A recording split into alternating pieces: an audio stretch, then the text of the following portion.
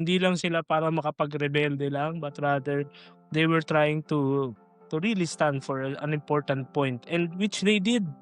Kaya nagkaroon ng kaunting pagbabalanse. Pero yun nga, ito nga yung point natin dito na pag-uusapan. Before Vatican II Pads, ano ba yung ano ba yung overarching na pakiramdam ng simbahan during that time? Kasi hindi pa tayo buhay nun. Pero based sa history ba, contrary to what people say, yung tulad ng diniscuss mo kanina na nakaharap na yung pare, vernacular na, pwede nang gumamit ng iba't ibang uri ng awitin, especially na hindi Latin, no?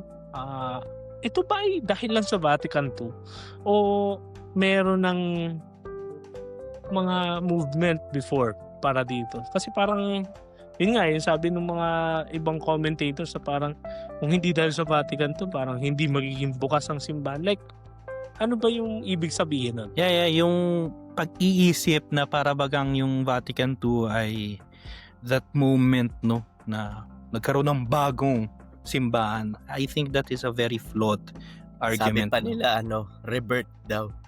O diba? Diba, yung Revert, parang renewal, adjournamento. grabe ka naman, Luke. Pero especially sa liturgy, before the Second Vatican Council, yung kagustuhan, no, ng mga tao sa simbahan na magkaroon ng mas malalim na pagkakaunawa sa spirituality ng liturgy wasn't static at all, no. There had already been a century long na tinatawag nating liturgical movement, no.